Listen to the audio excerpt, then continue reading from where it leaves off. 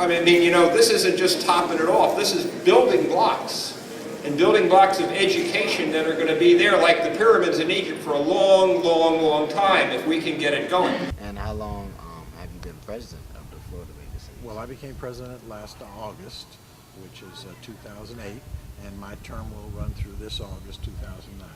Okay, now being president, what do you see as some of the changes, some of the things that have happened since you got in August 2008? What do you think, what do you see as the future changes, things that are to come? Well, I'm most excited about the fact that my initiative, and let me explain what that is. Each president sets a goal that they would like to achieve through that year. And my priority this year was creating a citizenship initiative, Back to Basics. In addition to that, we've created a program which will emphasize putting civics education back in our public school system. I've joined forces with former Senator, former Governor Bob Graham, and former Congressman Lou Frye. The League of Cities donated. I interviewed them too. You interviewed them, that's right. The League of Cities has contributed $25,000 to that initiative.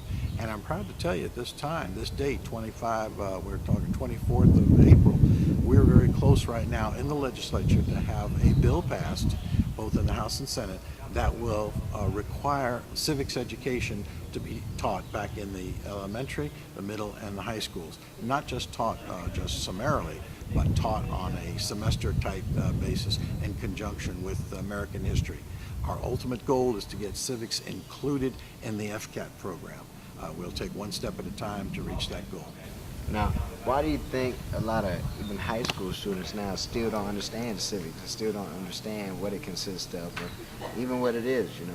Why do you think it does start back in elementary school, and if you can reach them, then you reach a new generation? Well, I think reaching elementary students is very important because they get a feel for what civics is all about. But it's not just children. We've lost a generation of young people in not understanding. You just touched on a very important subject. 60-some-odd% of our graduating seniors cannot tell you the names of the 3 branches of government. 70% of the people that live in Florida were not educated here. So they come with ideas about where they get educated. And the fact that these students don't have that information is because civics wasn't delivered to them as a full-time course. It was just touched on, transitioned over, but wasn't taught in a methodology similar to what they teach the FCAT. We shared some basic beliefs.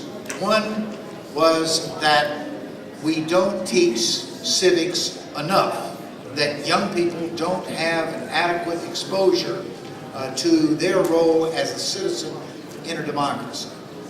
Number 2, that what we do teach is taught to train people to be spectators, to be able to sit in the stands and watch the action on the field, but not to have the skills to actually be players on the field.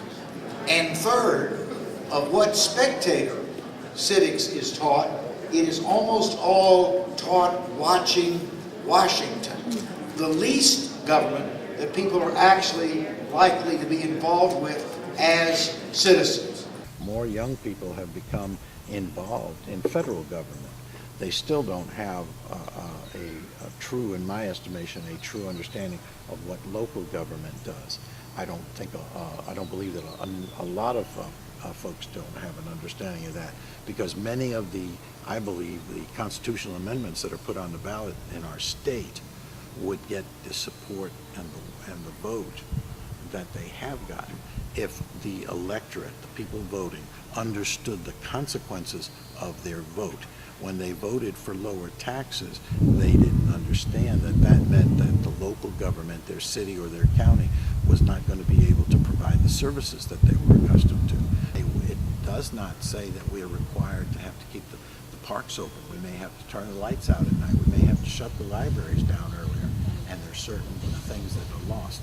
The buses may not be running as regularly as people were accustomed to. So there are services that are lost when taxes are lost. But if they understood what was going to happen when they voted, and that goes to the issue of understanding how your government works and being able to make a conscious decision in voting before you do so? Well, it's we have a bumper sticker that we use every year that's called "It's My City, Be Part of It, Be Proud of It." The quality of life that you have in the city is not by accident. It's because of a lot of volunteers that work not in this generation but in generations before you to make decisions that provide for the quality of life in that city. And if you want to be a bystander, then somebody else is going to make those decisions, and you may or may not like them. But if you become knowledgeable and you become active in your community, then you can participate in those decisions and you can affect the quality of life.